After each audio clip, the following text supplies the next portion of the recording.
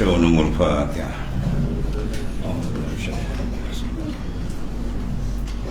إياك نعبد وإياك نستعين غير المغضوب عليهم. صابر.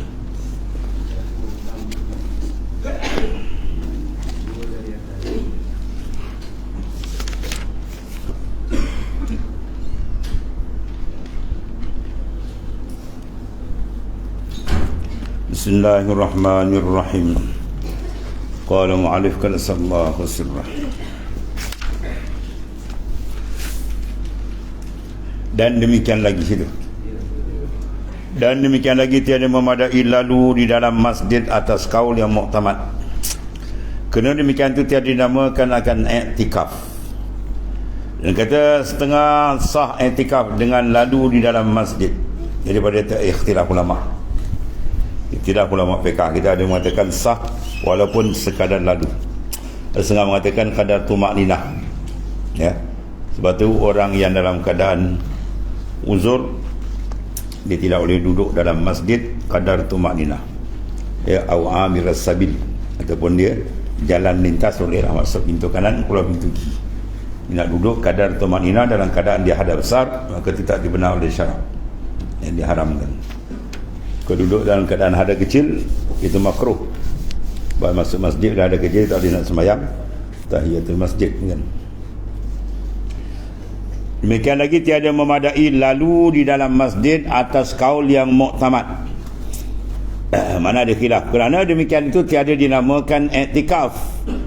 Dia lalu saja lintas saja. Tapi kata setengah sah i'tikaf dengan lalu dalam masjid.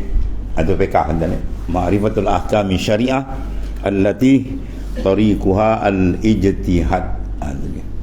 Jadi sini maknanya kalau wajib pun wajib, sunat pun benda wajib dengan ijtihadi. Dengan lalu dalam masjid tadi maknanya sah. Dan sunat bagi seorang pada tiap-tiap masuk ke dalam masjid berniat i'tikaf dalamnya supaya diperolehi fadilahnya, kelebihannya lah. Dan demikian lagi sunat berniat i'tikaf bagi orang yang lalu di dalam masjid dengan syarat jika taklid ia kepada kaul orang yang mengesahkan i'tikaf dengan lalu. Jadi kita i'tikaf, kita ikutlah pendapat mengatakan sah boleh tadi, i'tikaf dapat pahala dia. Dan jika tiada ia taklid, maka iaitulah haram. Dan jikalau menazarkan seorang akan i'tikaf yang mutlak, memadailah akan dia berhenti selahzah, satu detik yang sangat pendek di dalam masjid, tetapi dia panggil sunat sehari. Di mana sini kita beramal terikat dengan apa? Dengan mujtahid. Taraf bab fiqh ni bagi kita tak sampai peringkat mujtahid, kita duduk peringkat muqallid.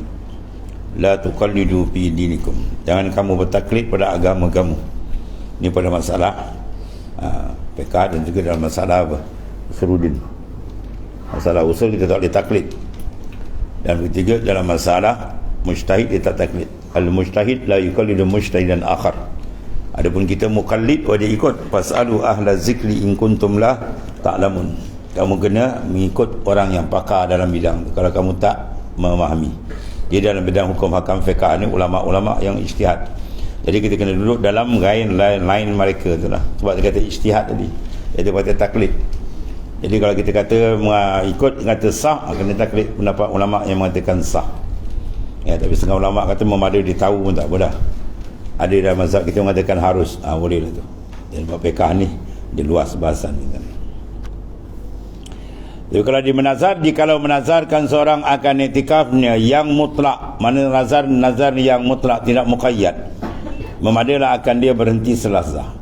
Yang maknanya dia i'tikaf bahawasanya kalau dapat hajat ni dia i'tikaf dalam masjid. Dia tak syarat berapa hari, berapa masa. Maka cukup bagi dia satu lahzah pun memada mengangkatkan hukum nazar. Dan sunat dia seharilah. Ada pun niat i'tikaf, maka disyaratkan keadaannya berserta dengan berhenti. Dan jika ada i'tikaf itu fardu sebab nazar, yang mana wajib arid ibu datang sebab nazar, maka wajib meniatkan fardunya supaya berbeza ia dengan i'tikaf yang sunat. Dan tiada disyaratkan mentakyinkan sebab fardu. Ya, seperti kata apa? Ya telah sebab fardu, iaitu sebab fardu nazar. Ya. Dan apabila berniat i'tikaf seorang dengan itlaq, mana bila kaidin, dia tak ada kait dengan apa, seperti bahawa misalnya tiada ditentukan masa. Mana i'tikaf lillah alayya an a'takifah, maknanya pihak masjid lillah ta'ala, saja aku i'tikaf di masjid kena ta'ala. Ya, maka dia tak ada kait berapa hari, maka memadilahkan dia niat i'tikaf demikian tu. Dan jika lama masanya berhenti dalam masjid sekalipun. Tetapi jika keluar ia daripada masjid dengan tiada berniat kembali, ketika keluar itu kemudian maka kembali ia pula, wajib atasnya membaharui niat, kerana i'tikaf yang tadi telah lalu itu sudah maknanya satu ibadah, maka putus ia sebab keluar. Nah, jikalau keluar kerana qada hajat sekalipun, bersalahan jika berniat kembali ia tatkala keluar, ya, di keluar tu diniat kembali, maka tiada wajib atasnya membaharui niat kerana tiada putus i'tikaf yang telah lalu. Tapi kalau dia keluar tu dia nak masuk balik, ya, biasa kalau dia pergi ambil wudu kan nak niat masuk balik tu tak payah barulah. Dan jikalau lama masa keluarnya sekalipun, bila dia cadang nak masuk balik, ya, nak sapu, dan jika ditentukan dia dengan i'tikaf itu dengan masa yang mutlak, ya, seperti sehari, ya, sebulan, maka keluar ia daripada masjid kerana lain daripada qada hajat dan tiada ia berniat kembali. Dia tak niat kembali, dia keluar tu tak niat nak kembali nak sambung. Ketika keluar tu, jawab dia wajib atasnya membaharui niat apabila kembali pada masjid. Jadi dia kena niat balik, ya, dia kena membaharui niat i'tikaf ni. Tetapi jika keluar ia kerana qada hajat atau berangin, bukan makan angin ni, berangin maknanya apa? Batal wudu dia lah. Tiadalah putus i'tikafnya kerana qada hajat, dan tak dapat tiada daripadanya bahawa daripada manalah ma la budamin, benda tak tidak kan qada hajat biasa. Maka itu seperti mustasna, benda yang diistisnakan tatkala berniat, ya, sama ada i'tikaf itu sunat atau i'tikaf itu wajib, seperti nazar. Seperti nazar, rukunnya i'tikaf itu beberapa hari yang tiada tertentu dan tiada disyaratkan berturut-turut, ya, dia ada syarat berturut-turut 3 hari misalnya, berturut-turut, dia kena ikut niat dia. Tapi kalau dia niat begitu saja tak syarat 3 hari, ikutlah sehari lepas tu nak selang.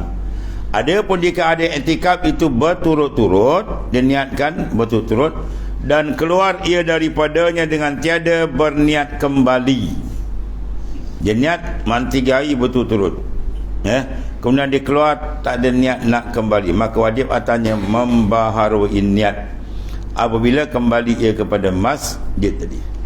Jika ada keluarnya kerana pekerjaannya memutuskan akan berturut-turut pada mualat tadi, tetapi jika keluarnya itu kerana pekerjaan yang tiada memutuskan akan berturut-turut mana mualat, seperti qada hajat tak putus, ya, dan makan jalan dan lain daripada keduanya, seperti yang lagi akan datang kenyataan dia, maka jawab dia tiadalah wajib akan dia membaharui niat.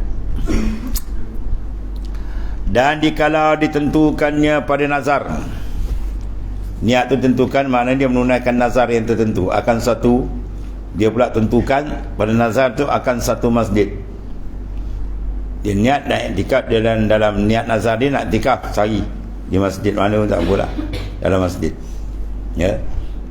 Yang ni lain sikit, dia niat dia tentukan, dia takyinkan akan satu masjid, masjid Pulai, masjid Serkam ke, maka tiadalah tertentu masjid yang ditentukannya itu akan i'tikaf, hanya harus bagi i'tikaf di dalam masjid yang lain.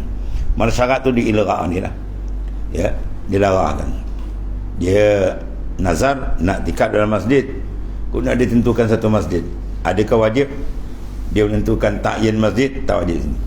Mana asal dia iktikaf mana-mana pun boleh, dan harus bagi iktikaf dalam masjid yang lain, melainkan jika ditentukannya pada nazar akan Masjidil Haram itu tadi. Kalau Masjid Haram dia kena pergi Masjid Haram maka tertentulah ia akan iktikaf, tiada harus bagi iktikaf dalam masjid yang lain kerana terbanyak kelebihannya. Ada masjid lain serupa je lah, Masjid Melaka ke, Masjid Johor, Masjid mana ke, ya, Masjid mana, Penang ke, Kelantan ke mana, tak kira mana masjid lain daripada 3 masjid ni sama taraf, ya. Masjid yang ada kelebihan besar 3 je lah, Masjidil Haram, Masjid Nabawi, Masjidil Aqsa, ya, sedang sangat dicemburi oleh musuh Islam kan. Allah Karim. Dan terbanyak ganda amal dalamnya. Sebab itu tak ditukar. Bila niat Masjidil Haram dia ada kelebihan besar, Masjid Nabawi ada kelebihan besar. Tapi kalau masjid lain sama cara ni, ya. Kerana satu sembahyang di dalam Masjidil Haram seperti 100,000 sembahyang pada lain ni, mana banyak sangatlah daripada Masjid Madinah dan Masjidil Aqsa. Masjidil Haram nisbah tempat, tempat sembahyang. Kalau nisbah kepada tempat yang berada baginda, maka tempat lebih besar, ya. Tempat yang ada maknanya baginda di situ, nisbah situ, maka itu lebih afdal tempat lah, ya, bumi itu.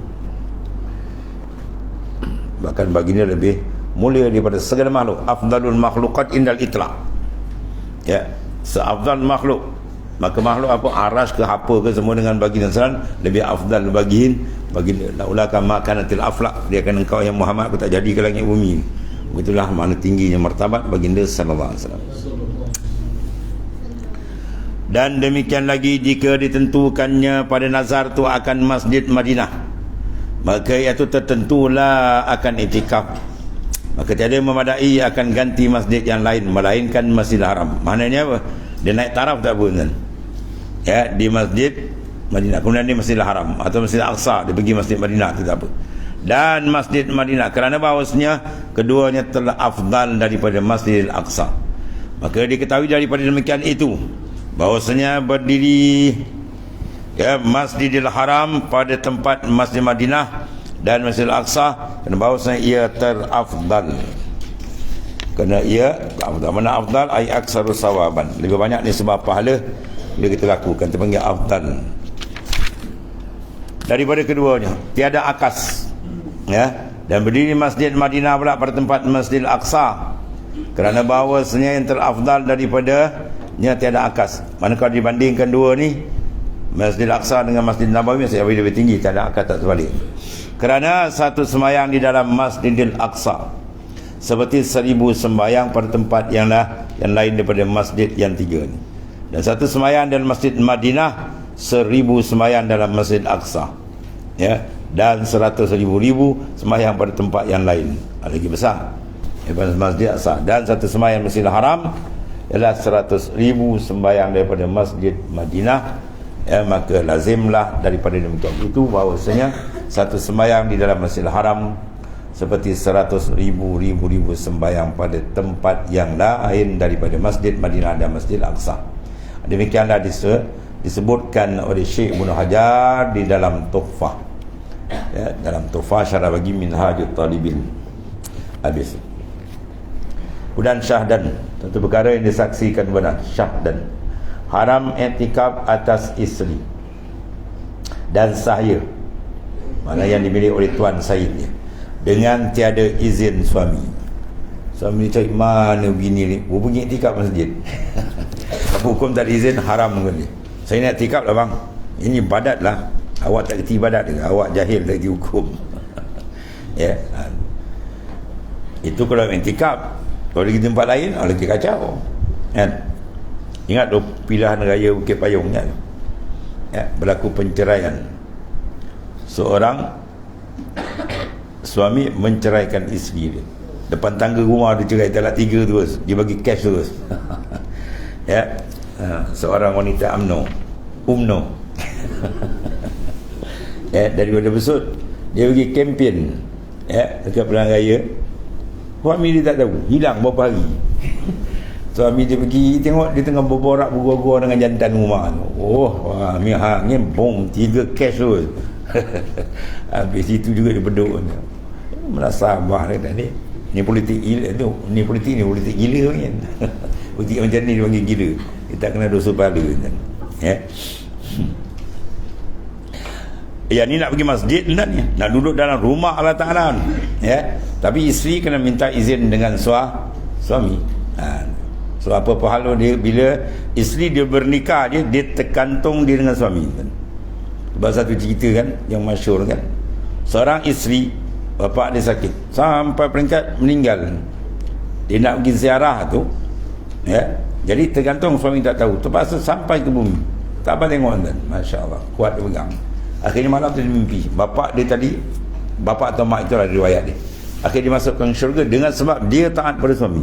Tuan-tuan ni kalau main abang kau lama ni pun tak boleh pula. Wah, mana pandai tuan ni, macam-macam pun. Hukum ni kena tahu Sebab tak tahu hukum ni masalah bahaya. Jadi haram i'tikaf atas isteri dan saya dengan tiada izin suaminya. Suami masalah isteri dan tuan masalah saya. Kena minta izin daripada sayyid dia. Tetapi jika tiada luput dengan i'tikaf itu manfaat, misal seperti hadir keduanya ke masjid dengan izin suaminya dan tuannya, maka berniat keduanya akan i'tikaf, haruslah bagi keduanya i'tikaf dapat izin baru dibenarkan. Itu di antara hukum masalah orang yang ada ikatan dengan yang lain. Kemudian paslun pada menyatakan segala yang membatalkan i'tikaf dan memutuskan mualat atau berturut-turut. Wallah.